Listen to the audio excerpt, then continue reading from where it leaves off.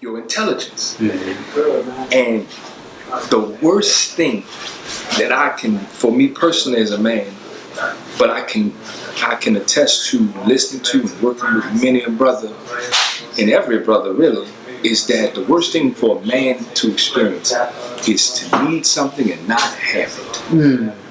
That is the worst feeling. That is the worst feeling. It doesn't matter what it is or where it is. It's just the worst feeling you can, is when you need something and you do not have it. And then you can't, a lot of times don't even have the means to get it.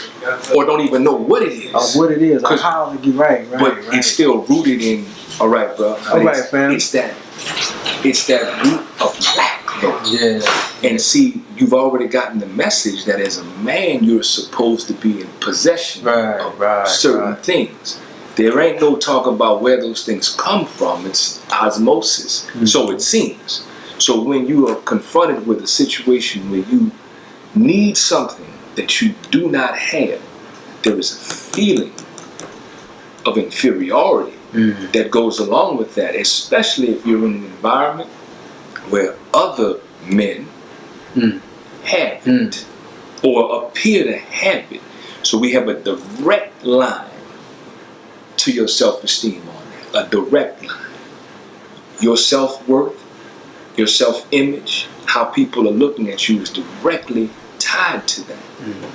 So what we do to try and offset that, not truthfully or authentically, because that's really hard to actually do it, we go for the appearance of it.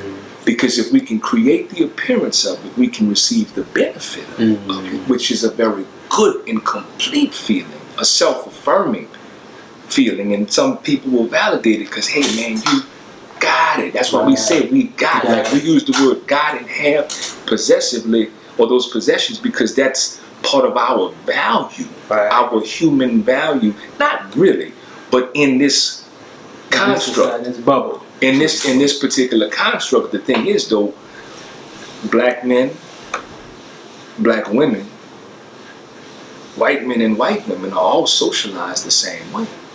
Black people have a different relationship to the arrangement, but the point is, the black woman has expectations that are rooted in the same construct.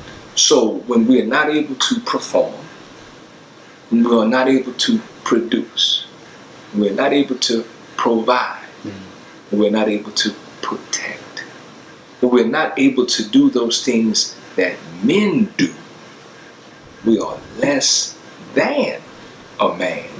And to couple that up, we are more like a girl or a woman. So then we in turn take that frustration that we talked about, that level of frustration, and we turn that on the closest woman to us. Because she got what we don't got. How dare she? And she may be in the position to say, you can't even keep up with me. Right. What they call you, le boy. Right. You see? Right. But you see how all of that's attached to this idea that we've all been socialized into. So a brother knows that. Like you have a knowing of that, whether somebody sat you down and talked to you about it. You know it, and there's a feeling. Because remember, the knowledge part is currency. So you know about it, and then you're helpless to be able to affect any kind of change. So there you are in that moment when you need something that you do not have. And you can't utter those three words. I am overwhelmed. Cannot say that because your ego is tied up into all of that, because you should have what the white man has. You should have what that man over there seems to have. But really everybody's looking up at the white man and wanting to have what he has because it's been presented that that's the thing to have. That's manhood. And if you're not doing that, you're not really a man. You're not a real man. You see what I'm saying? So it's the ego, but it's also our humanity. We are less than if we are unable to.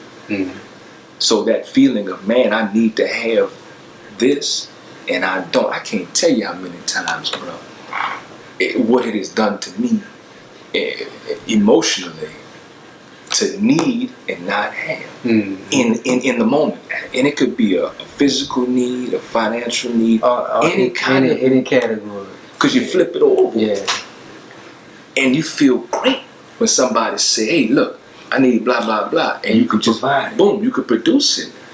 That there's a feeling attached to that, and there's also a response that goes along with that too, and that response impacts how you're regarded, how you're treated, how you're respected. So there's a lot in there that we don't usually take the time to unpack it all and lay it out to look at what it is. We just know I don't want to be him. We just know that, but it's deep. And it impacts the quality of relationships that we're able to have with other people. So I'm saying to you in my own experience, as well as what I've seen, it's debilitating. It is debilitating. And those are layers, not even stuff we go through maybe within this year, but like from childhood, all those layers, man. It's like putting that each conversation or each showing compassion to each other. It pulls that little boy out of us each and every time.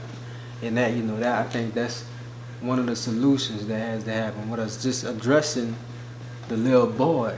Our issues way down there, the deep rooted issues. That has to happen because the more we keep piling up, we become overwhelmed. That's wind up breaking. That's why the little boy you're talking about is the issue. Yeah. The little boy is the issue, and being able to heal the little boy. Yeah. But I'm gonna tell you, I've been wrestling with that little boy for over 4 decades. You understand? And today I'm wrestling with that little boy. Yeah, he seems to not go away. Well, he's not. I haven't either gone back far enough, or when I went far enough, or as I go far enough, I don't go deep enough. Yeah, you gotta get in. That's and I go deep, but I'm saying there's more. Like this, the root. There's more, and it's an exhausting process.